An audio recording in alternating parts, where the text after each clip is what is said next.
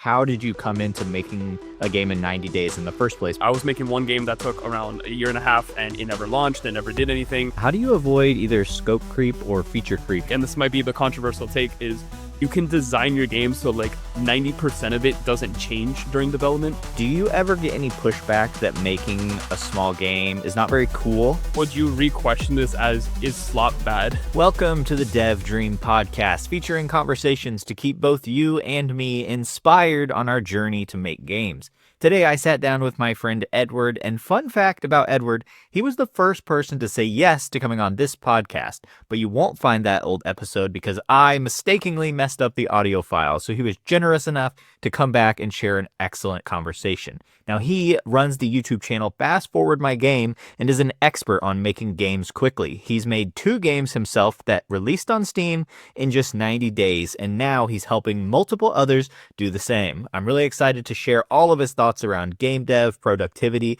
and everything he's learned along his journey.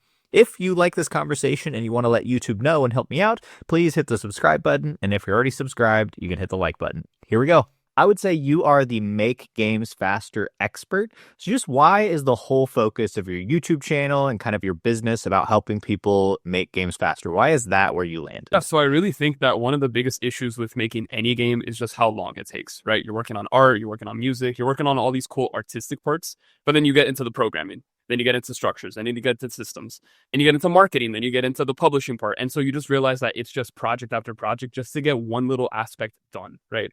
And so I personally, right, I was making one game that took around a year and a half and it never launched, it never did anything. And I just realized that's a lot of time that I wasted. Why is it 1.5 years in particular that I'm wasting in particular, right? And so it just really came down to having like a lack of direction. And so one day I realized, okay, what would happen if I actually like found a way to like precisely know what I needed to do to actually make a game? And so with that thought experiment, I ended up doing some other games that we can talk here in a second. And that's kind of like how I realized, oh, so making games quickly isn't necessarily about, like being really, really, really good at something, but rather just actually focused on making sure you know what steps to take more than anything else. And so the funny part about that is like, we can apply that to games, so we can apply that to a lot of things in life in general, right? Currently, for example, where I work at, right, there's a lot of assignments that you have to do. There's always these deadlines. It's kind of like high pressure. You never really want to, spend too much time delivering an assignment. And so the main question of like how you even get that assignment done is simply by asking yourself, okay, what is the requirement? What is needed? What is the definition of a done? And then just using those terminologies to kind of determine, oh, this is the best path forward. I got to watch out for these. These are the tools that I have to use. You just kind of mix and match until you have what you actually need, work on that, and then just like get it done. And so if that was the thought process behind work, and if that's the thought process behind making games and other things in life, I recognized, oh, why can't we like systemize this into, a series of systems where you can just, make games quickly. And so, yeah, basically I just don't like, or I don't like the idea of like, oh, let's work on one game for like a decade and not know if it works, if it's bad, if it's good, and just realize like, hey, like what if 10 years from now you actually finish your game and don't decide to launch it, or maybe you do launch it and it doesn't get you the results that you wanted. There's like a whole discussion of like, how the launching process is as a whole, which I'm pretty sure we'll go ahead and talk about here momentarily. But yeah, games take a while. And I do think that the only reason why that's the case is simply because there's a lack of definition of how to actually approach the development cycle. And one thing that I also want to add very briefly here is it's very important to make sure that when you're making games, you can iterate, you can take your time to like, see what works and have fun with it, right?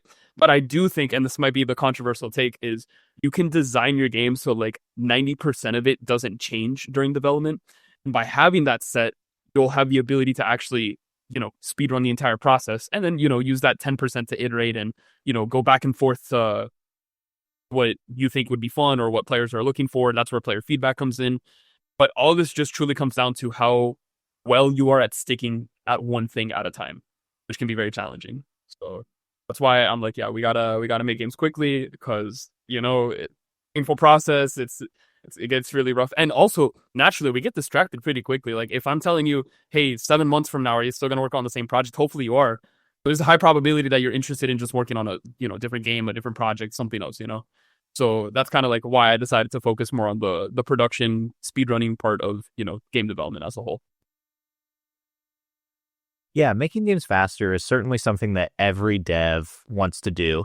And I think a lot of people have come up to against either whether it just be burnout or maybe they hit an obstacle that they couldn't solve, or maybe it's scope creep, or maybe it's just shiny object syndrome. But whatever the myriad of causes it would be, I'm curious for you, the first game where you kind of proved this thesis was when you made Dodge King, which is available on Steam, and you made it in 90 days. And so I'm just curious, kind of before you built up this whole system of helping people, either why did you kind of do that, or just how did you come into making a game in 90 days in the first place? Because that's super ambitious, even in dev terms of making a quick game. Yeah, so I forgot how the quote went, but I think it goes innovation or something about innovation.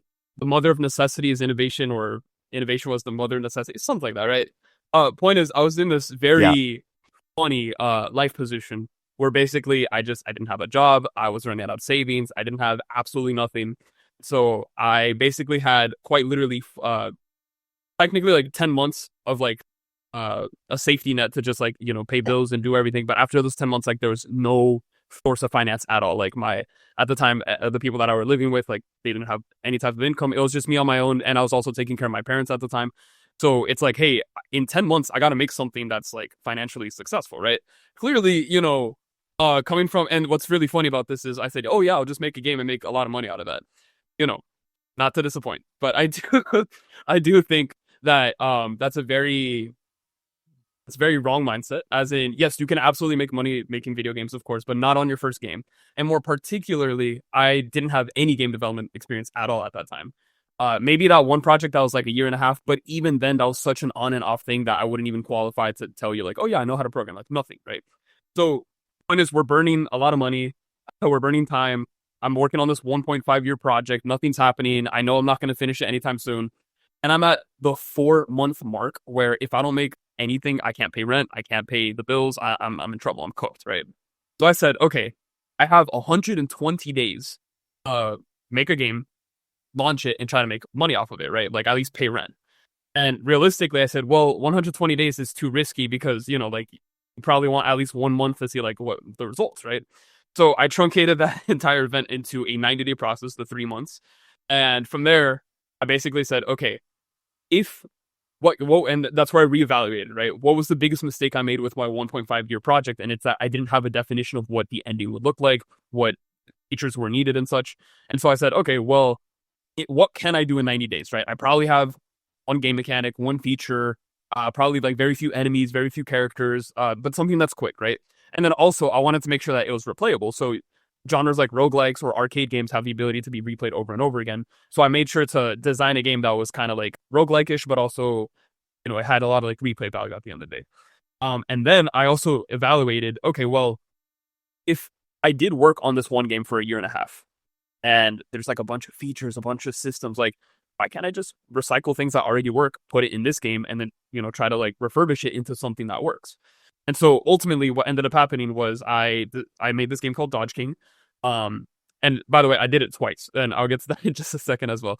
But the first version of Dodge King was made in 90 days, and literally you're just a little knight. Your entire objective is to dodge.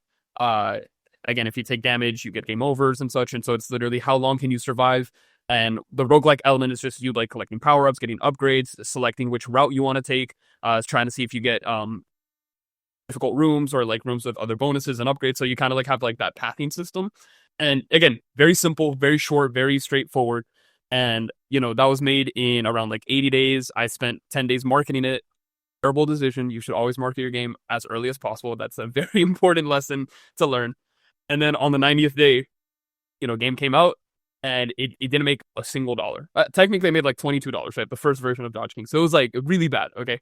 But because I launched the game on Steam, I was able to put that on a portfolio. And that same month that I launched, I actually ended up getting hired to a game studio that was nearby where I live.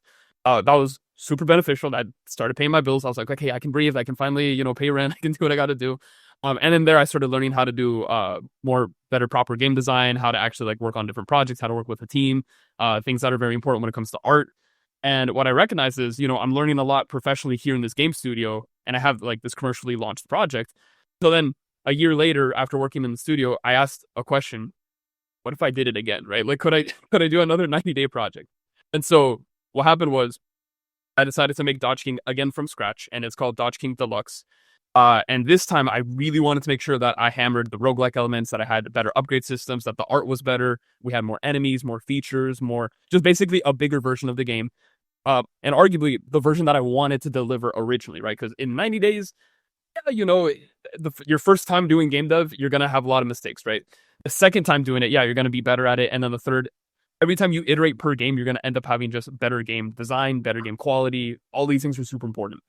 And so when I redid, Dodge King Deluxe and such, I also did that in 90 days. But this time I was intentional about, okay, this time I have a full-time job. This time I have other responsibilities. Is it still possible to do 90 days, but also make a better game than what I did? And so ultimately the answer, in my opinion, was yes, I did the game in 89 days. One day to kind of just polish it and everything. And one common question that I get to this day, which is funny, is where's the Steam page for Dodge King Deluxe? I uploaded that entire game on the same Steam page that I did with the first game, so that for an experiment, I wanted to see, one, could you revive a dead game, and then two, is it possible to market a game that's like super dead and everything? And unironically, it actually made a lot of money. It actually helped me like pay some extra stuff in the background. And I was recognizing, okay, so you can make games in 90 days consistently. You can get profits out of it. And you can still do it while managing other life circumstances like a job and relationships and family and traveling and all these type of things. And then that's when it really hit me. That's when I started like seeing all the systems. And that's when I started paying more close attention to making content, where I was like, you know what? This is the system I'm using. These are the tips I'm going to give. Let me see if this can help other developers. And that's kind of like how the channel started growing just a little bit. Yeah, you gave me a ton of interesting little things that For we sure. can dive into, but I do just want to stick on things you're working on for Yep. just a minute longer. You're also currently working on another game, and I see behind you, you actually have the logo for Another Chance at Happiness. So now that you've done this before, I think you've mentioned on your channel that you're also trying to do Another Chance at Happiness in 90 days.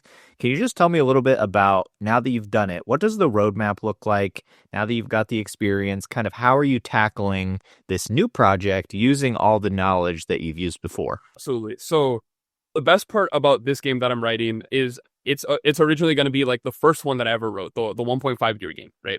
So there have been arguments in the comment section where like, oh, well, are you recycling the entire project? Technically, yes. Technically, no. There's like a lot of new things. I started a fresh build, recycling a lot of things, right? But the main context of it was, okay, we know that games can be made in 90 days. We know that the amount of features and mechanics you have to put are kind of going to be like a little bit. You can't have like a giant game either. And if you wanted to make a game like really big and such, you have to kind of extend the timeline just a little bit, right? However, I kind of challenged that idea, because what actually truly happened was a year ago, I signed up for a booth with my friends that are making another game called Toad Tavern. It's a game that I featured one time in the channel, and I'm probably going to feature it again. It's a really cool game. It's basically a visual novel where you play as a bartender. You actually serve drinks to toads and frogs and kind of like learn about their stories and such. And they've been really good on social media. So if that's something we can kind of like link, I would kind of appreciate it, because they're doing really good. The whole point is, they had this booth, right? And they were preparing the booth for such a long time. And for this one event, they said, hey, we're actually going to do a co-booth session, meaning we can showcase our game, but we can also showcase another developer. And they reached out to me and they said, hey, like, we'd love to feature Dodge King. And keep in mind, this was like a year ago, right? So what I said, and maybe I was too naive at the time. I said, oh, my next game's going to be out by then. Don't you worry about it. Like, it's not going to be Dodge King. It's going to be something else, right? So what happened was, fast forward to October 5th. The booth was around, I think it was October 25th was the booth. October 5th is when I got a call from the Toad Tavern team. And they said, hey, where's your next game? We're starting the booth process, how's things going? And I realized, oh, I have nothing. I nothing. There's no build, there's no game, nothing, right? So I said, yeah, what did the paperwork say? And they're like, oh, the other game that it's something about Another Chance, right? Like, was that the name title? And I was like, yeah, I wrote that like a year ago, whatever. Whole point is, I have nothing, but I have 20 days to build a demo for Another Chance. And so I'm thinking that's not possible, right? I mean, I know 90 days is like already stretch it. 20 days for a demo, that we're not going to do it, right? But I wanted to challenge that. I wanted to see what I could do. And so I, again, I recycled a lot of the old systems. I did a lot of refurbishing, a lot of new content, a lot of new features. And that was really aggressive because for those 20 days, I was spending at least 3 to 4 hours just doing nothing but the systems, the programming, the mechanics, just like the ugly part, right? And then what happened was I ended up getting a full working demo that like has a start and end, a boss, like level progression, ways to level up, ways to collect enemies, and basically it's basically at a feature complete state. So I was basically able to make a feature complete state of the game within 20 days, right? But what happened was on the 16th day, that's when I realized, oh wait, I have to present this to like people that want to play the game. So I have to make it like, not ugly.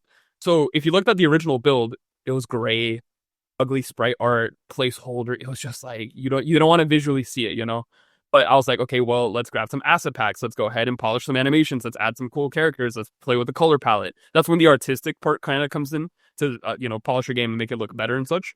And so those next 4 days was just me just doing everything art wise possible, and I probably didn't execute as good as I wanted to, but hey, something was presented. And on day 20, we just ended up going to the booth. I ended up showing the game and I got some positive reception. I got a lot of good feedback that I needed to fix. Unfortunately, there were a couple of bugs, right? That's something that us developers get plagued with and such.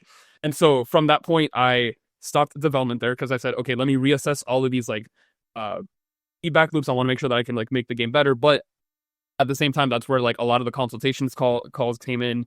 I had other developers that I needed help and such. So I basically said, okay, starting December, I'll just like continue the process, and I'm aiming for like a February launch, which sounds super, super nearby. But yeah, we are just working on content at the moment. But that's kind of like the story of like why it happened. It was kind of like, oh yeah, let me see if I can do a 20-day demo. Cool, worked out. Okay, now let's go ahead and actually like just add all the content necessary, and then we can go ahead and launch the game. Again, assuming things go super well. Yeah, how do you avoid either scope creep or feature creep in these games when you're trying to jam pack such a project into such a short time? One thing that absolutely killed me was one of the players was playing the game. He said, "Oh, this is super fun, whatever." And the main part of the game is basically it's a grid based twin stick shooter. So you're just shooting and you're shooting, right? But the thing is, if you don't kill the opponent, you can actually add them to your party and like get upgrades based off of that. That's the whole main mechanic. Yeah, giving the opponent another chance at life, or in this case, another chance at happiness, right? I see. Very cool. But what killed me was there was this guy who was playing it, having so much fun, and he goes, "Man, this game's like Animal Crossing, because if you saved an enemy, you had the choice to put them in like a hub world, and in that hub world, you can like let them build houses, give you resources and such." And I only did that just for the visuals. Remember the last 4 days when I said, "Yeah, I'm gonna polish this and that little feature. If you save enemies and you don't want to take their weapon, you don't want to take their upgrades, you can just give them a little house and that's it." And then I got pressed. Are they going to make houses? Are they going to make shops? How are they going to? And it's such a great idea. And I'm like, this Right. is a golden opportunity. Mhm. But I can't do that. If I add that, the game's going to it's going to actually take forever to make, because now it's this grid-based twin. Right. It's this roguelike shooter, and you have the saving mechanic, and then we have Animal Crossing building. Like I can't do a 4x4. I can't do a simulator. Right. I could, but that would take too long, right? So it's really temptation, and it's just how can I see the temptation and say, you know what, that's great, I need to resist it, I need to like self-deny, right? And so really, and this is truly what I try to teach, is there's going to be so many cool opportunities to like make your game super big, super cool, but there's going to be times where you have, like, you as a developer, you have to take that one step back and say, okay, I need to not add this for the sake of making the game as quickly as possible, right? And the reason why I think this is important is because, remember, and I'm going to reiterate this as many times as possible, you will continue to make better games over time, right? So the first Dodge King, again, didn't make a single dollar. Again, $22, whatever. It sucked, but whatever. The second Dodge King, okay, it was profitable. It was doing good. It's way better mechanically. It's like a polished version.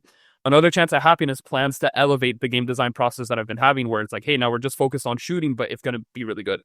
Maybe I make Another Chance Deluxe, right? And what happens is, in the Deluxe version, then yeah, we can add the Animal Crossing like mechanics and such, right? Because all we have to do would ideally be recycle Another Chance of Happiness's main mechanics, polish a couple of things, add more content, then add the giant new feature of, hey, let's add the Animal Crossing save system where you can like build houses and do all these cool things, and boom, now you have another game out.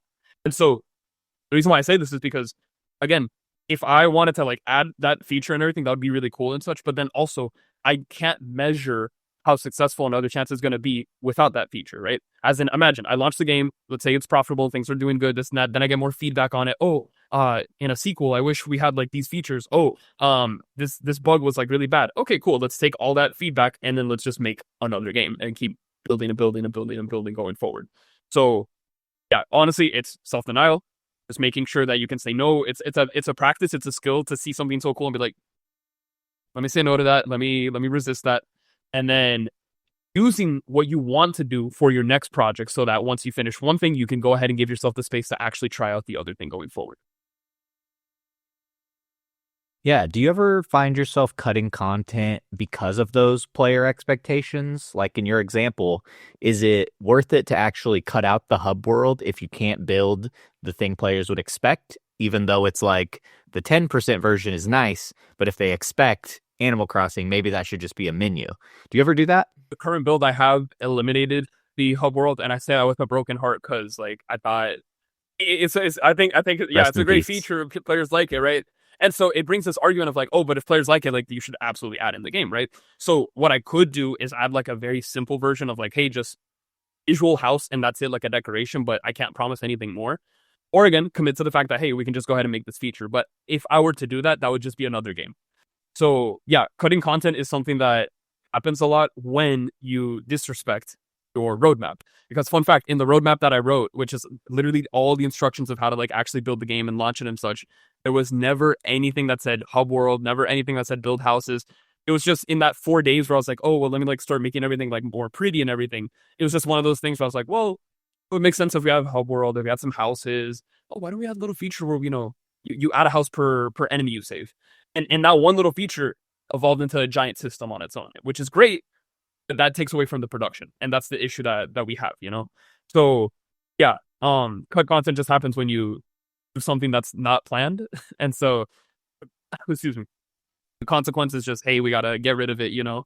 But at the same time, it's really good because these are also like lessons that you learn going forward to say, oh, like this feature worth I could put in the future, or simply like, that was a great idea. Let me put it in the asset pooling area that I have, basically the library of every single thing that I've been accumulating for, and bring it up in the future when the time comes, you know?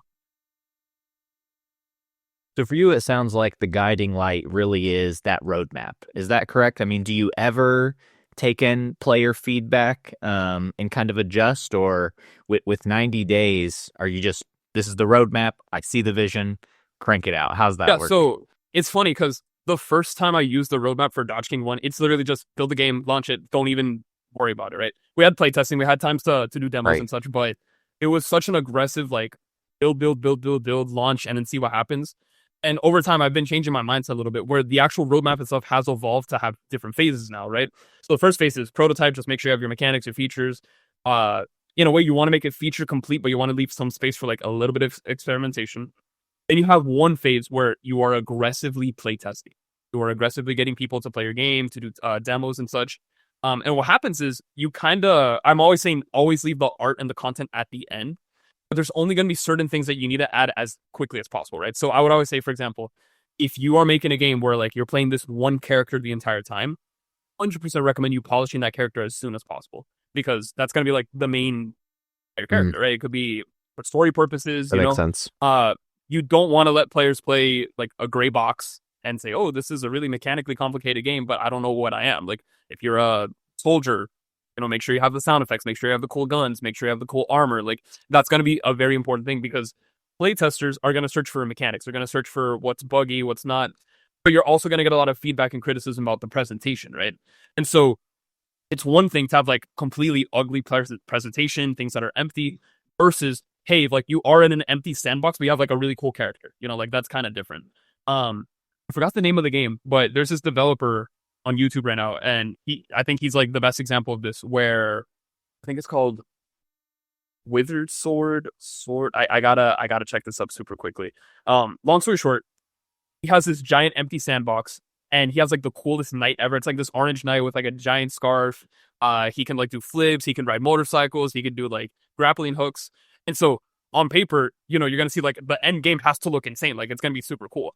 But people are so in love with like the demo, even though it's a completely empty box, but you have like the coolest character ever, you know? So, you know, the point is prototype first, right? Get the game at a working pace, make sure it's functional, have some polish for like the main character, things that are actually really important. It's okay to leave things empty, but really use your placeholders as much as you can. And once you have validated the fact that, hey, like players like this, the feedback's pretty good, a lot of players, you are able to address their complaints realistically and such, then yeah, that's when you add the content. That's when you kind of like finish the features, and then like write the storyline if you have a story, and just like go ahead and keep pushing for it, right? But being said, uh, again, back then it's like build, launch. Now it's okay, build, get validation, launch. And then what I've also been adding recently is before you even do anything roadmap related, you have to really make sure your design is good. How do you know your design is good? That's a very complicated question, but there are systems that I've kind of like created to kind of test that. And really at the end of the day, what design is output, right? It's like, what are you trying to get? What is the desired output or the goal or feeling that you're trying to get from your players? And then how do you create that? And then there's like this little reverse engineering thing that we do to kind of like get to that point. Which helps a lot in the design process. It helps with appeal, what type of mechanics you should have, what type of upgrades, or if your game requires upgrades. Like really, like it hones in more on the mechanics that you have to pay attention to. But if you don't design well, you're not going to execute well.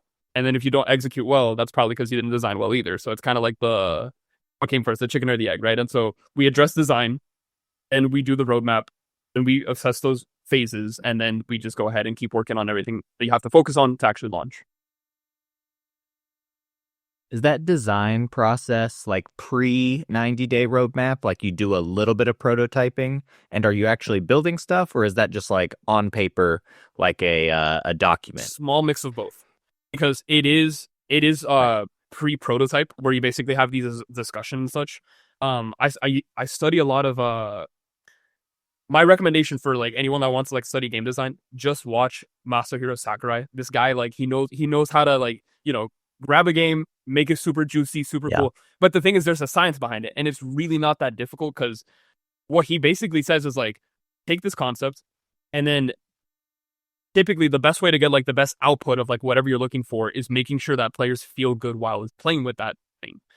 That could be an effect. That could be the actual controls. That could be the character design. Like, and so I'm trying to express this in the right way, because like I have like a literal excuse me. I apologize about that.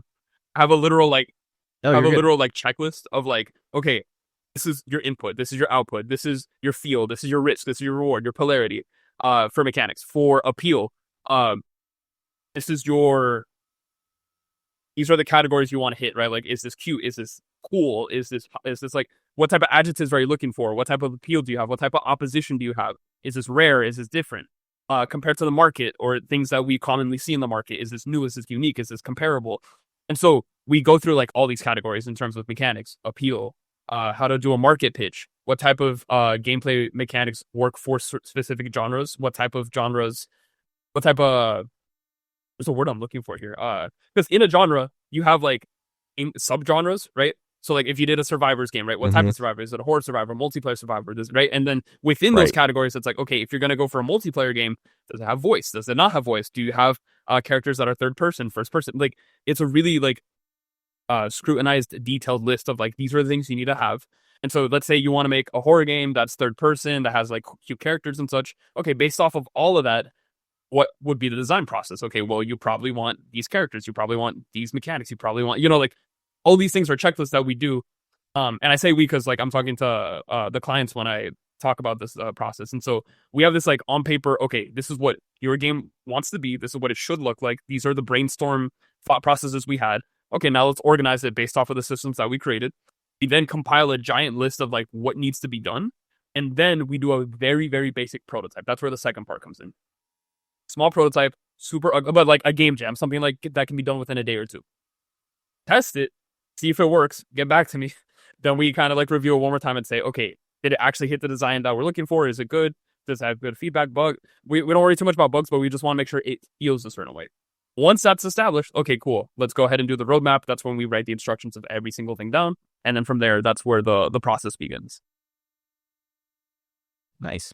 Now, I imagine another criticism that comes up, and maybe it doesn't, but do you ever get any pushback that making a small game is not very cool, or that it's not rewarding enough? I think there's this this kind of concept, or maybe it's too much imagination for people in the game dev space of like making the next Stardew Valley or being the person that, there's a couple of those outliers of people that spend 7 years on a game and then it goes crazy and it's awesome. And that's maybe the dream that's not actually attainable for the average person. Do you ever get any pushback that it's not enough of that the 90 game is too short, or it's not interesting enough, or that you can't get enough ideas in, or anything like that? Would you re-question this as, is Slop bad?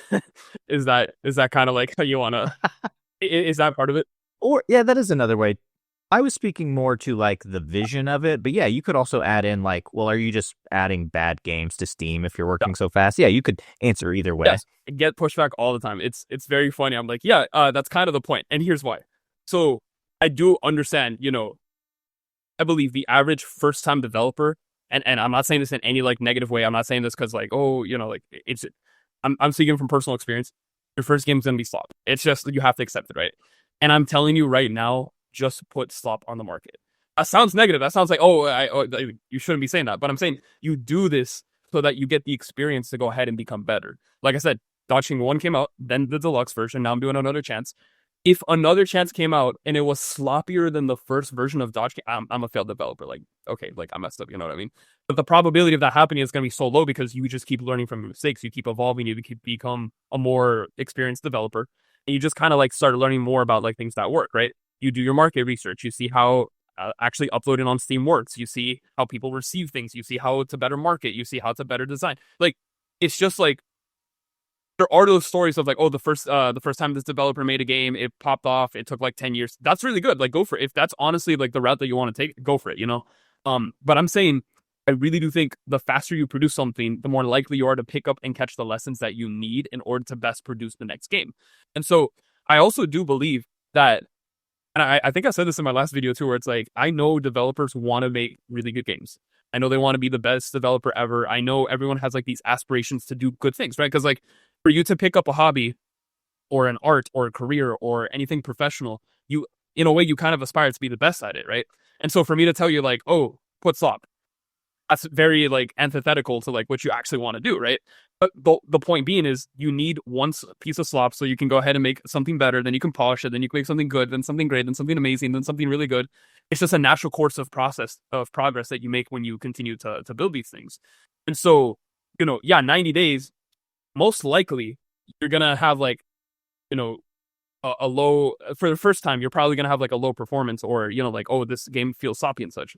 But the other counter argument that I actually have, and I saw this with a really important client recently that I'm gonna talk a lot about super soon on my channel, is he made a game super short, and it's really well polished. It actually ended up getting 11,000 wish lists. And he's launching in December. Nice. And yeah, he's That's like, big. he's going to be like super set up, and we're like really excited and proud of him, right? But the thing is, you might be wondering like, how can you make a really good game within 90 days, right? In his case, he is an experienced developer, right? He had like one Gotcha. That was going to be my next he had question. one other Yeah. title before this one. So technically, I believe this was his second game, which is, very impressive, right? But this is why I keep saying, Right. your design lined up with good execution is going to be the results that you end up getting, right? Because here's the thing, you can do 90 days for your first game, but you can also do 90 days for your 10th game. And so if your 10th game is like really successful and it's really good, it's making a bunch of money, this and that, you have to ask yourself, was the design good? Was your execution good? What did you as a developer do to your game to actually make sure that you guaranteed the results that you're looking for? And so this entire process is just teaching you, how do you get better? How do you get smarter? How do you get sharper? How do you design for things? How do you watch out for feedback? How do you improve these things? And again, it's kind of like there's that one theory, not the theory, there's a statement about like, would you rather take like one shot at like a target, or would you rather like hit it multiple times as much as possible, right? Well, if you hit it multiple times as possible, you're probability wise, you're going to hit the bullseye, Now, the thing about game dev is it's not like luck based. It actually is design based. There are things that you can go for. There are things that you can aim for. You can go ahead and like build for. But it really comes down to how well you execute. And that just ultimately comes down to how well you are experienced. And what's the fastest way to get experience? Well, launching and building games, right? How do you do that? Deadlines, like look what happens when you launch as many games as possible. So quickly grow really quickly. Yeah, I think Thomas Bresch would agree with you. I think in all of his videos where he's like, how do you start making games? He's like, your first game is going to be trash. 100%. So just make it as fast Bingo. as possible. And if anyone has like ethical concerns, even if you put it on Steam, there's a generous refund policy. And if it's trash, no one's going to buy it or look at it anyway. And if you're super concerned, we could just put it on itch.io or something. So Exactly your point too. And I think a lot of developers kind of, not developers, players, that voice like they're concerned about Slop and everything. Ultimately in the market, your wallet votes for what you want to spend. If you don't want to play the game, if you think it's Slop, don't get it. You know, like no one's forcing you to buy a game, you know? yeah, But if you're like, oh, I'm actually interested in this right. game, I actually want to go ahead, then your wallet will vote for that and will go ahead and purchase on your behalf. Completely agree with you. Yeah. And a new developer who genuinely is trying their best on a new game that's not good because of their skill, that is different than the people that are like making a beautiful Steam page with something behind it that is terrible. Like, I think we sometimes kind of lump those in together. And yes, there is like manipulative slop on Steam where people are trying to like get you. This is not that. Like, this is done in good faith. And just because it's bad because you're new, that's fine. I would say don't worry about it, you know? Now, you mentioned you have a client, and I think this is a good time to transition to talking about your YouTube channel a Absolutely. little bit. Your YouTube channel, titled Fast Forward My Game, is focused all around this conversation of helping developers make stuff faster.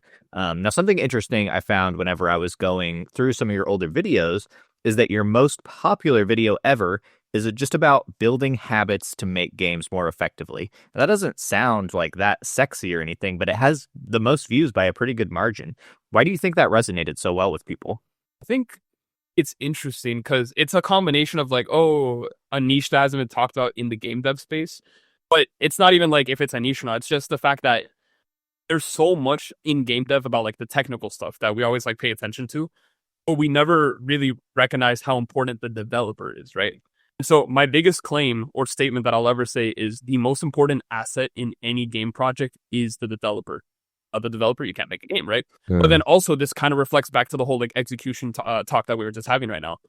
If you have a sharp developer who's very proactive on making sure that they, polish their skills, that they have time to practice their craft, that they're healthy, that they're, able to focus long hours and like actually like work on a game in like the highest level performance possible, probability wise, you're going to execute way higher than you would if you were just kind of like lazy or sloppy or let me see what happens, right?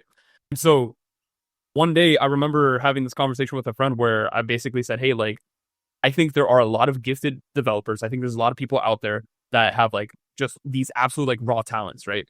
But also I really do believe that the best developers are the ones that can like sit down for long hours and like optimize their own personal life so that they can go ahead and proceed to build something nice, right? And so that's kind of like where that one video came into play, powerful habits to make games quickly. And so what happened was I just basically listed like, oh, what are the habits that I'm doing right now to see like if that works? Which to be fair, like I don't want to say like I'm a super disciplined person. Like I think that's kind of like cope and everything because there are things that you can do to like maximize your life and everything, right? But that video in particular, I was a hermit. I was like, I'm not going out. I'm saying no to hangouts. I'm literally just like, if I have 3 hours, I have 3 hours to work on the game, right? It was just funny because I did have a friend group that actually got mad because they're like, and we invited you for like ice cream. And you said no. And I'm like, I got a game to make, right? So I was like very strict on that. But the whole point is like, those were the habits that I had at the time. Which is funny because I made a sequel video recently, more powerful habits, and that's like what I'm actually currently doing and such, right? But the whole point is like, okay, what can you do to min-max your time, pay close attention, get rid of distractions? What are the things that are actually going to make you as a better producer? And obviously for game dev and such, right? But I'm also talking about, again, at your work, when you're focusing on like a relationship, when you're trying to take care of people, when you're being social, when you're doing a presentation, just any like aspect of your life, like what would you actually need to do to be sharper is kind of like the whole point. And so when I realized, oh yeah, we can kind of make a video about that, see how that works, like that's when I shot it out and it got a lot of positive reception. And again, it's not to speak negatively or even positively about game developers, but I do think that developers tend to dismiss the importance of lifestyle when it comes to actually like building your game and such. So I think that's why it was a very big like resonance for the audience because it's like, oh, it is important to talk about like how to I don't even want to use the word sorry. I'm sorry, that's the second time I thought I was super good. Um No, you're totally fine. If you need to go get a glass of water or I something, appreciate you're all it. I'm good. good. That's the thing. There's this concept online called self-help, right? I used to read a lot of self-help. I Mm, understand why like it's good, but it's just yeah. one of those things where it's like, yeah, you can read all you want, but if you're not executing, you're not doing much. And maybe you can call me a guru or a grifter because it's like, oh, but you're teaching self-help. Like, well, there are some things that you have to like kind of take away. And so really it's just like, have we seen self-help in game dev? Probably not. Probably for a good reason, because again, probably not the best topic and everything, but it was something that I wanted to speak out about because I just haven't seen it before. And I was like, you know what, let me just like talk about it. And that's kind of like how that came to be as a whole. Yeah, my next question was going to be like, I mean, you've kind of alluded to this, but a lot of what you talk about, or at least specifically in that video, and a little bit the rest of your content as well, but just kind of like opening people's eyes to the habits and routines, even outside of game dev, even just basic things like drinking enough water, getting enough sleep. Now, and maybe you kind of already answered this in that it is a little self-helpy in that like maybe we don't want that in game dev content, but I'm a little surprised as I think about it. I really think you're the only channel I've seen talk about that. And so why do you think there's such a disparity in these are helpful things? Like I think there's a lot of game devs that if they would just go to bed instead of working late and then come back energized and correctly, budget their time better would actually improve as developers. So why do you think it's just like not talked about at all?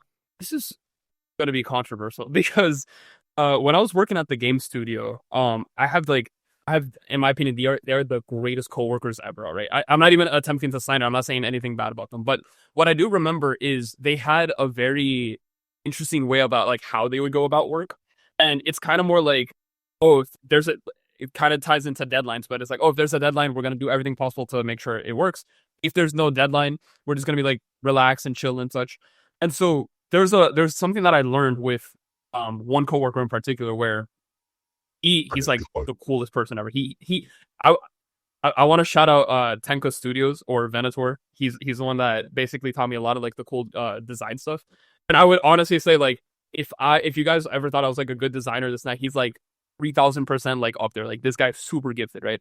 But what he taught me is like he would work on things when like the pressure was on, but again, if the pressure was off, we're kind of chill. And so I asked him one day, like, okay, what if I challenged you to like work on this one project that we had at work and everything, even though there's no deadline, there's like nothing in the background, like, why don't you just, like let's say if you get it done this Friday, I forgot what it was, like a bet or something where I was like, oh, like if you finish this Friday, I'll do this for you, right? And he did it. And then we kind of like made this like small habit of just like following those deadlines, right? And that's when I realized like, oh, really cool developers can do more if you just kind of like let them habitually learn how to like take that pressure, right? And so this also came back to like why my first game took like 1.5 years that I didn't even launch and everything was like there was just no pressure, things were super chill. And I think the environment is like most developers, maybe I'm wrong about this assumption, but most developers come into game dev after like playing a lot of video games or like they have a passion for video games. If you really pay attention to the nature of games, it's kind of just like an activity where it's leisurely, it's relaxed. There's stressful games and games with like high difficulty and such, right? I'm looking at you, Dark Souls. But the whole point is like you can definitely have this like approach where like, oh, games are meant to have fun with. Games are meant to like be relaxed. Games are meant to spend leisure time with. Mhm. And that kind of like that nature kind of like bleeds into like the development cycle. So when I started challenging my coworkers at the game studio and I started them seeing like better patterns to like produce more and such, that's when I realized, oh, then yeah, they probably, and myself included, like it comes down to the habits. It really does. And then that's when I realized like, oh, it's just probably not talked about that much. The other thing too is I went to GDC 2 times, right? One in 2023 and one in 2025, this year actually. And you just meet like the coolest people ever, right? Like they have cool personalities, they're working on cool projects, they have like these really cool, like literally like the coolest people of all time. And so sometimes I have to like take a step back and think and ask like, what do they do in their daily lives that make them like super chill, right? Like if you took game dev away from them, like who are they as a person, right? And Right. the answer is like most of the people that I met personally, like these are people that demonstrate like high levels of competency of like whatever they set their mind onto. And it makes me wonder, like, how do they even get to that place? How do you become sharper? How do you know? And so all those questions made me realize, like, am I the lazy one? Am I the one that needs to get better at Right. And that's when it hit me. And that's when I'm like, okay, to be a better developer is to be a better person with your personal life and your personal lifestyle choices and such. And I think the click between my coworkers at the game studio and like GDC people were like, oh, okay, this is what it was. And then I just realized again, it's not being talked about that much. Why not make content out of it? Yeah, it reminds me of the concept that any project will take the amount of time you give it. And obviously, if you're like way overstressed, you can't do it or whatever. But, if you have a project that could be done in a day, but you give it a week's timeline, you'll find a way to make it in a week instead of a day. And so it makes me think for the solo developers out there, maybe an aspect of this is just that there are no deadlines and that it's like maybe that needs to be self-enforced. And then yeah, your experience at the job is really interesting of like they could go super hardcore whenever there's a deadline, but then maybe work slower than they could on average the other way. So that's super interesting. That's a fun concept. Now, just another kind of side topic, kind of Sure. jumping around. You also your channel is hitting a lot of success. You've hit over 5,000 subscribers in less than a year, which I think is pretty quick success for YouTube. Why do you think that is? Thanks for pointing that out. I very much appreciate it. Genuinely, I think it's just value. What I try to do with every video that I make is just absolutely make sure that I'm teaching somebody something new, but more importantly, something practical that you can actually use in your life. If I upload something where I know for a fact you're gonna walk out of it without like becoming better, I'm just not gonna upload the video. Which is funny because I say this to my friends all the time. Where like I actually have like 8 videos that are like pre-recorded. I could launch whenever I want. The only reason why I don't launch it is because it's like they're bad videos, right? Like there's this one video called that's in the draft. Maybe you see it soon, maybe you never see it, right? But it's called Human Realities in Game Dev. And it's the most boring talk. But it's basically like, hey, like realistically speaking, right? You're gonna have situations, you're gonna have people that you have to care for, you're gonna have job situations or emergencies, right? How does that affect your development cycle, right? And so that video is more like a hey, you should prepare for this, but also be aware of the fact that hey, life happens, right? And I watched the video like 3 times and I'm like, I mean, most of my videos are like, educational talk, so I'm not saying it has to be exciting and such. But in addition to being boring, it's like, did I say something that like actually helps you out? I'm talking about like preparing for emergencies, but like deep down, I don't think I communicated it well at that point. So I just never uploaded it, right? So, what I will say is like, if you have the ability to, again, give value to your audience, teach them something, be practical, but let them walk away with something that they learn and can use on their daily lives, I think that's going to resonate with developers, right? And in my case, that's the audience that I'm going for here. And so what happens is if they truly appreciate that, and if they really are like, hey, you know what, I'm going to go ahead and I want to see more of like what other practical advice can come up and everything, that's when they would subscribe. And I mention this because for the whole first year of running YouTube, and you can look at the first 20 videos, I never said like, comment, subscribe. I would literally just like, I just made a video. I would end it with, all right, hope this helps. And just like ended it and everything. And Right. it's just like, it comes down to like, hey, if it actually resonated with you, you're going to go ahead and do the tactics. If you're not, okay, then you can go on with your day and, do what you got to do.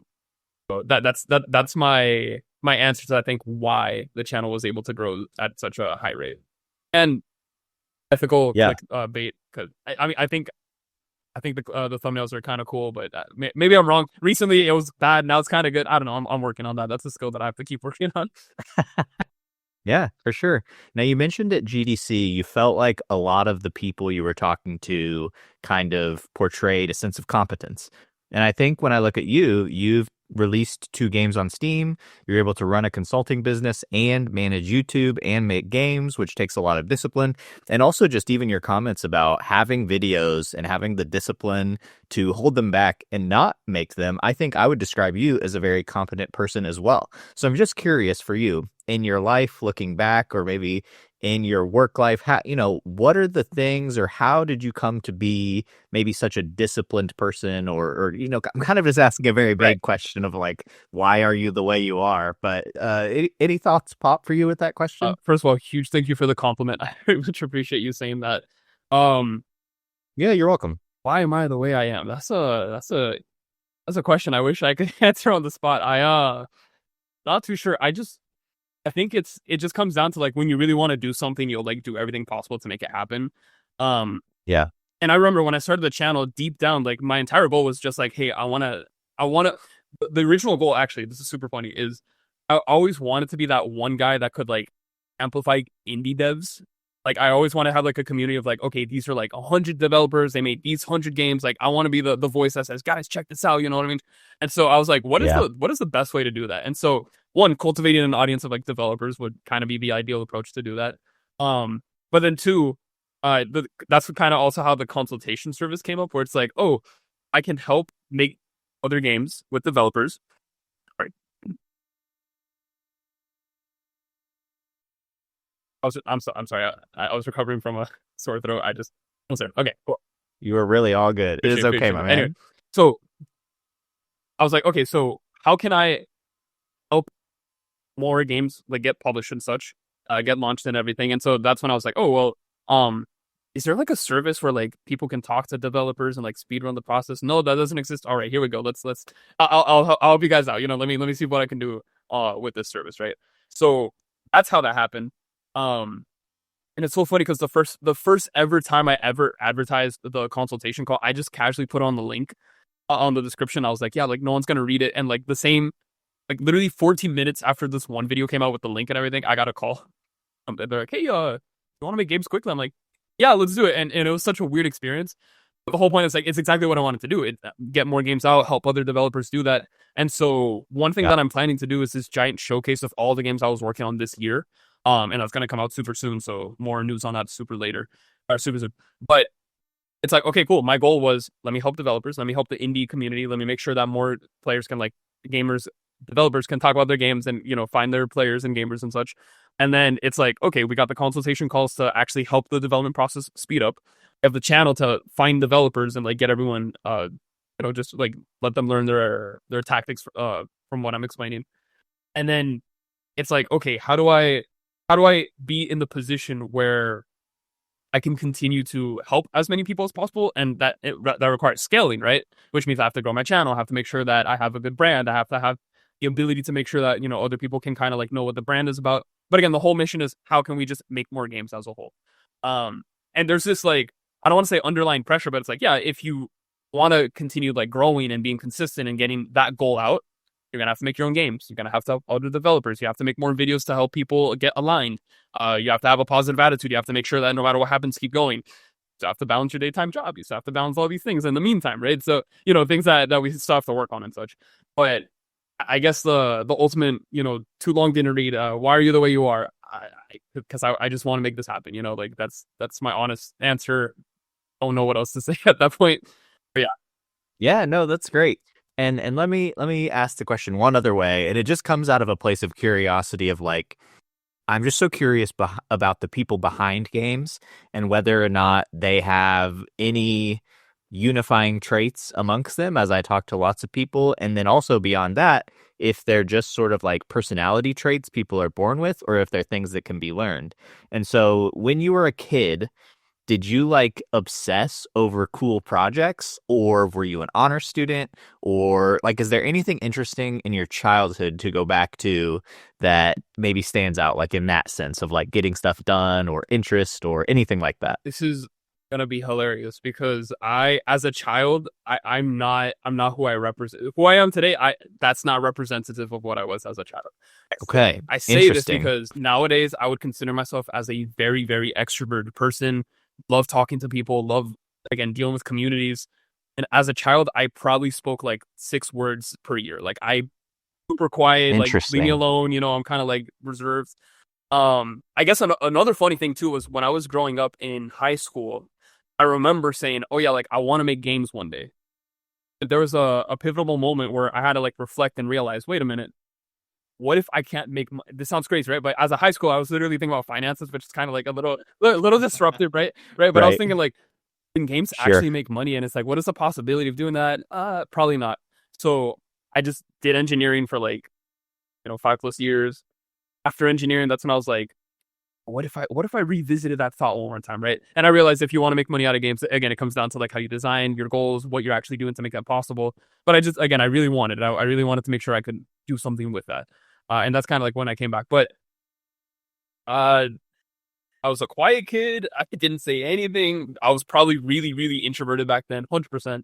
Um, maybe artistic, right? Like I used to like love drawing and coloring, but Okay. like Yeah. uh I don't know. Interesting. When do you think that changed? And you mentioned this kind of gap between who you were as a kid and who you feel you are now. What season of life did that change? Definitely had to be like early college, maybe even like super late high school. Mainly because what actually happened was I used to live in like a lot of states back in the day, but I lived in like Florida for like a majority, right? The thing is, when I was finishing high school, I ended up moving to Puerto Rico, for kind of like college and everything, right? And I think the craziest thing about Puerto Rico in particular was like I didn't know Spanish. It's Puerto Rico, you speak Spanish and everything, but I had to like learn on the spot. So for the first time, I was like, wait a minute, I don't know this language at all, and everyone that I'm talking to only exclusively communicates in Spanish. Yeah, there were friends that I ended up making that spoke English and everything. But the whole point is like it really forced my hand where I was like, I need to get out of my comfort zone and like just learn how to like deal with people. That's arguably definitively how I became extroverted because I'm like, well, the only way to learn and to talk is to become extroverted. And so what happened is in that transition of me just like absolutely yapping with every single human being I could encounter, I realized like, wait, if you're like doing things that are uncomfortable, you can actually grow, right? And so that's when I applied it to, going to college, going to school, and making sure that I did my engineering degree. And it was just something that in every effort that I did, I would make sure to explore what would it be like to be uncomfortable. And then that's when the idea came back where it's like, well, I know game dev's not going to make that much money because like I'm probably going to suck at it. So whatever. But what if we gave it a shot? And then that's where I ended up like quitting my job to actually pursue game dev, which I don't. If you're listening right now, right? If to any viewer that's listening, considering should I quit my job for game, don't do it. Okay, having a job is like the best privilege you can have right now because it pays your bills, it pays your finances. You may not like the job right now, but until your game has proven to like actually make a lot of money, or you have something that works on the side, again, a side business or a business even within the game industry, do not quit your job. Don't do it. I did that thinking like, yeah, I'm gonna make the best game ever. I made Slop that made $22. Okay, like let's not do that. Okay. Right. Um, so honestly, yeah, I think it just came down to exploring the uncomfortability of things and just really, really doubling down on that, but then keeping that for every single like aspect of my life, basically. I don't know if there were Yeah. other. Thank you for sharing some of those. Yeah, go for it. Yeah, thank you for sharing some of those more personal parts of your life. I Oh know it's yeah, not no, really you're related fine. to game dev, but I just find it very interesting and I appreciate I was gonna that. actually ask you if you had Now I do want to super. spin. Yeah, I was just Go gonna ahead. ask you like if you interviewed other developers who, like what is a common trait that you kind of like see with other developers have you interviewed so far that you consider to be like competent? Yeah, I think I'm still trying to figure that out. And I think, the last person I interviewed was Aramis, and he Super cool. also started off in a very like successful financial career. Um, like it was either engineering or software development or something like that, and he just hated it. And so he started his YouTube channel in game dev. I This is the first time I've asked about like the childhood or who you were in the past, but I think I want to start adding that as like a more regular question because this is just a place of Sure. curiosity, and I think it tells you a lot of kind of just about a person's journey. Um, but on the whole, I think a lot of people that I talk to, they just feel maybe trapped by like a bad job, I think is a really common theme. And they want to just be able to make stuff and make enough money to make their things. Like, I think that is a very common answer to, like, at the end, I always ask people, what are your dreams for game dev? And if they are not full time, they basically say, I want to be able to make games full time and just make stuff. And then if they are full time, they maybe have a little bit more beyond that they're dreaming of. Maybe, I think one person said they want to make enough that they could actually like take vacations instead of working every single day. Another person said, I just want to see my art out in the world. But I do think a common thread is maybe just a dissatisfaction with kind of like a 9 to 5 or living like an average life. That's very So interesting. Because that's true, right? Like again, I quit my job. I was right. a nuclear procurement engineer, which was like it's the most boring job. I any coworker that hears Yeah. that, it's the worst. I'm sorry. I don't know how I did it for like a year and a half, but like boring, terrible, stressful, really bad hours. It's just like I don't want to be here. Which is funny because my perspective on jobs nowadays is actually kind of like I respect it more. It's like it's a blessing, it's a privilege. Of course, on paper, yeah, if you can go full time, get full game dev and like absolutely, if you can, go for it, right? Uh, And by the way, like I have intentions of like, yeah, like I want to keep growing where I'm at so I can have that ability and opportunity one day in the future. But at the same time, like I learned how to appreciate working and like dealing with a 9 to 5 Yeah. after losing the 9 to 5 that I originally had and everything. And that's when I was like, okay, yeah, these things are important. Yeah. But the satisfaction is like so real. Like I know for a fact if you're Yeah. going through that, like I understand the temptation. That's where the whole self-denial part comes back in. It's like, hey guys, like hold on to it. It's not that bad, you know? But Yeah. completely get it. Yeah. Well, and a lot of that just depends on what the job sure. is, right? Like I've had jobs that were utterly miserable and it's like doing anything else would have been preferable. And now I'm lucky. I'm in a really good job. I get to solve interesting problems. I really enjoy the people I work with. And just like any job, there's days I don't want to go and there's parts of it that are annoying. But overall, if you have a good job, it's just a huge boon for your mental health, for your life, all of that. Now, before we run out of time, I do want to spend just a little bit of time talking about kind of like the umbrella of just like helping people or your consultation business and just kind of what that looks like whenever you work with other developers. So just in general, you work with developers to make games quickly, obviously. What are like a couple of the things you find yourself focusing on the most or maybe common themes that people need help with? So what's extremely interesting is, and I think I did like a little data pool of this recently, but like 80, I think it was like 82% of every client that I had struggled with finding time. And what's so interesting about that is it goes back to like the Interesting. habits, right? But it's not about how you make more time. It's the whole like distractions part, right?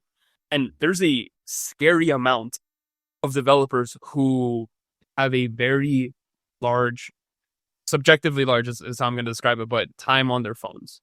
The screen time is going to be the number one killer of your progress. And I say this because I've seen developers with like 9 hours per day average on the phone and such. And I get it because like, yeah, you might take calls, you might do things, but like when you really look into the data of like what that screen time looks like, Instagram, TikTok, basically what doom scrolling comes down to, and in like certain browsers and such. Yep. And so it's like I have an honest discussion with them. I'm like, listen, like I understand that it's easy to send memes, you have friends, there's a lot of things to do, but like you have to remove social media just for a little bit, or at least like try to find a way to like stop the relationship that you have with your phone.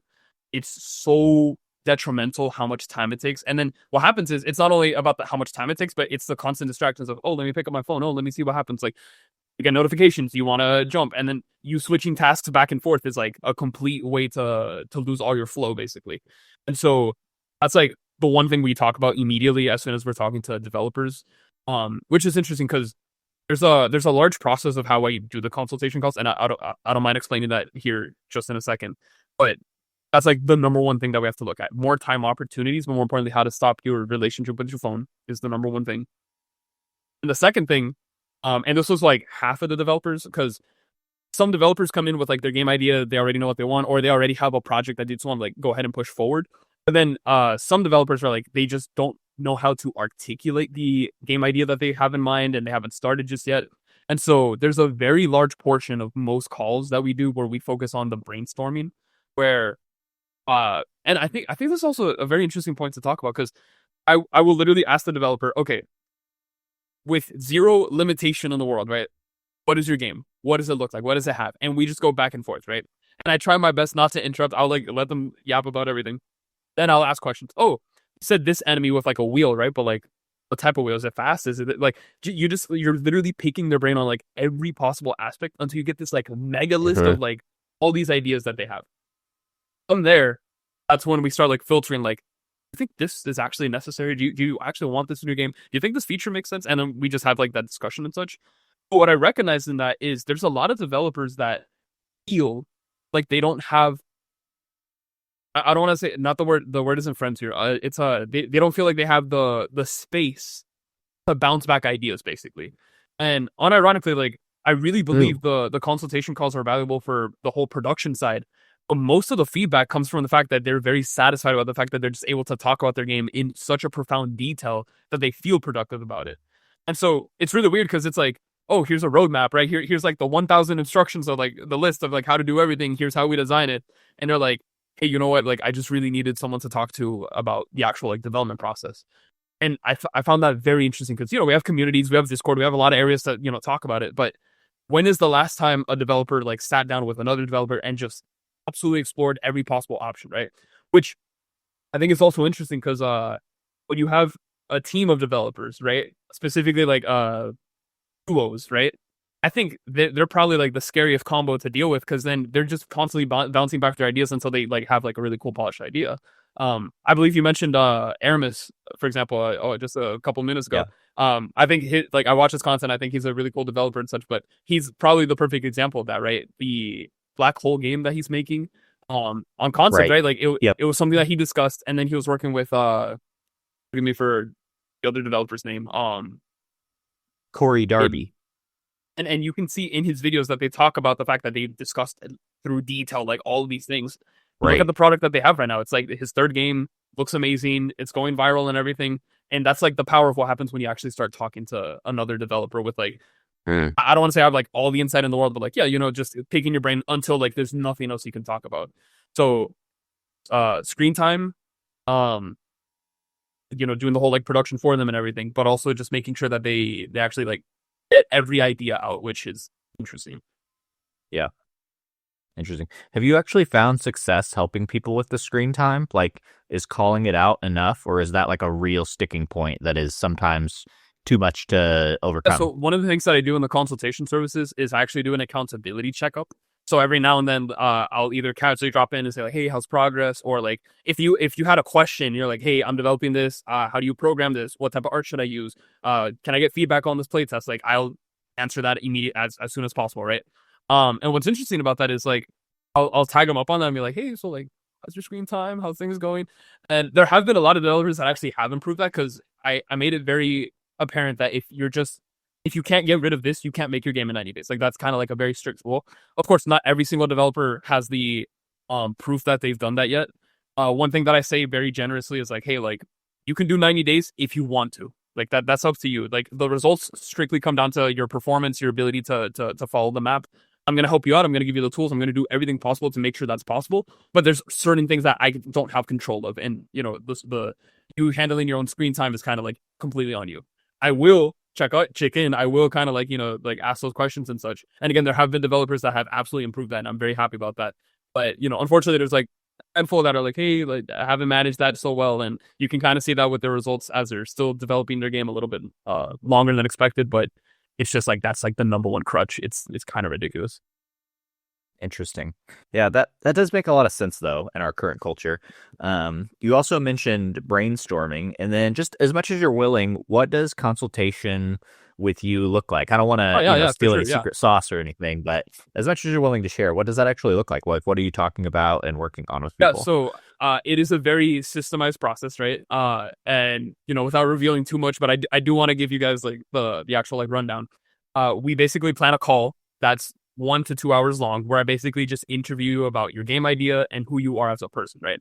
Remember, the developer is the most important asset of any game, so I want to make sure like how much time do you have? Are you a busy person? How much experience do you have? Are you still learning? Are there things that you don't know? I just want to know who you are, what your game is about, and then from there, after I do that interview process, that's when we enter the brainstorming part. If you don't have a game idea, we're going to talk about everything possible to make sure that we hash out your idea kind of like on the spot, right? And if you ever wanted to like come back to it and like rediscuss that, we have the option to do that. But most developers, again, they have their own game either ready or they have like a prototype, and it's more about how do we polish what we currently have to like get a really good idea, right? Here, we then move on to a process where we design or just design what's actually super important and what is necessary to approve the market to make sure that players would actually like it. This is where the appeal process comes in. And so that's where again we talk about character design. We talk about what is your goal, what is your genre, the sub genres that we were talking about, right? Just like making sure like if you're gonna make a game like this and these are your audience, we're identifying the audience but what they actually want and then just trying to like redesign to make sure that they actually get satisfied with that. And we talk about like the game mechanics. Then we go super technical into like, okay, here's your input, your output, your risk, your reward, your opposition. Oh, you need this. Oh, you need that. Here's how the controls would play. Then there's like three other things that I'm gonna keep a little bit of a secret because that's kind of like my secret sauce. But how do Totally. we make the game feel like a toy? How do we? Well, that's actually something that Indie Game Clinic talked about, and there's part of it that I kind of like reference. I'm like, you should watch his channel too. He's really cool. But things like, how do you make your game feel really good? How do you have juice effects? What are the I think this will be super spoilery. I'm gonna kind of keep this a secret, but like, what are certain techniques that you need to add in your game to absolutely just make sure that it's like really fun and such? And we go into the marketing plan, as in like, how do we actually market the game? How does the Steam page look like? We have a little preview of like what your Steam page will look like before you even put it there to kind of like optimize that before it even comes out. Then we have a game jam version of like, hey, build this, prove that it works, and then once we're back, a week later, I'll have the entire roadmap of like a giant list. I'm talking about 1,000 to 2,000 instructions of like, okay, first your settings, then you're this, then you're like, it's a very aggressive like step by step Very cool. by step process. Yeah, very cool. And honestly, it takes a really long time to write a roadmap because I'm talking about like every possible detail. And then in the roadmap we have 3 different distinctions, right? The prototype phase, the playtesting phase, the content phase, and then like from there I have the accountability updates where I'm like, hey, on this time, did you get all these assignments done? Okay, cool. We have a deadline coming up here because again, deadlines are what pushes everything else. And what I like to do as well is, if possible, if there's an actual external deadline, we assign that to you like at the start. For example, if there's a Steam Next Fest coming up in 3 months, hey, we're gonna sign you up for that. So now it's like you have to do it. You know, like I'm not bullying you at this point. Like now your game's dependent on actually getting it complete for that. Yeah, and then we just basically do accountability calls, and I make sure that I keep your schedule on time so that within 90 days, hey, your game should be complete. And what happens is some developers, they wait for the 90th day to like get everything done and they start their marketing process. Other developers are doing marketing and that, but I would say like we would start the marketing once you get the play testing and everything. But marketing is kind of like it's not optional. You should absolutely do it, but I kind of like give a lot of options to how the developers want to market because ultimately it depends on like what they're comfortable with. And then that's basically what it is. And so, like I mentioned earlier in this video, there is going to be a showcase that I'm going to write super soon where I guess I showcase all the client work that's been done so far. Really excited to share that. So, you know, I want to use that as proof as like, oh, look at all these games that came out because of, you know, the service. So that's coming up. That's kind of like what we do. And again, there are a lot of other secret sauces that I haven't mentioned yet. I also make private videos as well, as in like I will take your game, play through it, give it a proper review, make a dedicated like 50-minute video saying like, okay, here's what's missing, this and that, just make sure that everything's like optimized. And that's really like what we do at the consultation services. Yeah, super cool. Thanks for sharing that. I have just a couple more questions that popped up that kind of like throughout the conversation that kind of bounce around. Do you think any genre of game could be made in 90 days, or are there some that you think are off limits? If the scope is tight or small or respectable, absolutely, yes, that's not a limit. However, there's a reason why I'm not doing Animal Crossing in 90 days. I do think builders need to have a specific respect because, yeah, you can make like a small incremental builder and that definitely works, but I really do think I don't know exactly how to describe it, but builders are just like one of those games where like you have to make sure it feels so good, and I don't think that's something you can like absolutely do in 90 days. If it's super small, sure, but how it scales needs a lot of attention. That's my hot take, but I think that's the only like genre I would like actually watch out for. Everything else, fair play. Yeah, makes sense. You said you can't really make money on your first game. So if someone came to you wanting to make their first game in 90 days, kind of how would you manage their expectations in terms of what success looks Right. like? So if they are a skilled developer, or if they have like, it could be their first game, but they had like a lot of experience with other projects and such, then yeah, the expectations can be set higher. Like that's not the issue. What I'm primarily saying is if you're like, if you were me when I made Dash King, as like you didn't know how to code, and you're like, yeah, let's go commercial. Realistically, yeah, you're gonna kind of like struggle a little bit. But again, it just comes down to execution, how you market, what type of audience you're also hitting as well. Because remember, there are some genres that just naturally have more players in it versus others. If, for example, you said, "Oh, I want to make a game in 90 days, but it's gonna be a platformer," realistically, you can do that in 30 days. Like platformers are like possibly one of the easiest things to make. However, it's one of the most saturated genres. It's one of those parts of the market where like there's so many games out there. People actually want to play, you know, platformers, unless you like design it in a way where it's like super innovative and such. Cool. But even then, like I would kind of like stray away with that. It goes down to like the marketing research as well, as in like, oh, you want to make a platformer? These are the possible consequences you have to deal with. Oh, you want to make a roguelike? Oh, you want to make these type of games? Oh, you want to make a builder? Like there's certain genres that will perform more. So it is contextually dependent on the actual game. But I will say, and I always say this to like the very, very new developers, like, hey, before you even like jump in a consultation call, like have some experience, right? Because there's one developer that I took who had like absolutely no experience and everything. Um, and his game's actually pretty impressive, but we did talk about like, hey, like this is your first one, like let's kind of like manage those sort of expectations and such. We never know. And he did actually get like a good amount of wishes, like 500, which for a first time, like that's amazing, right? That was more than me. That was more than me on Yeah, my first one, it's pretty good. But there's other Yeah. developers that, again, the one that I'm gonna advertise super soon, 11,000 wish list, really cool stuff. But again, it's like just making sure you're aligning your skills with your ability to design. Yeah, very cool. Well, this has been a super awesome conversation that I'm really excited to share with people. Let me end you with one final question, and that would just be that what would you say for you is your dream in terms of game dev in this season of life? In this season of life, that's the context here, because I do believe I have some very big ambitions, and I am gonna keep the giant final goal super private, so don't worry about that. But honestly, Sure. honestly, kind of like what I briefly said here, where it's like I just want to help as many developers as possible to make their games. Um, essentially, and this is maybe I can reveal this a little sooner than later, but I did start making a website recently dedicated about Fast Forward My Game, where I'm going to be hosting all the games that we've been working on. So right now, in the season, right, I want to make sure that I can like build this giant portfolio of just like all these cool games that we made rapidly.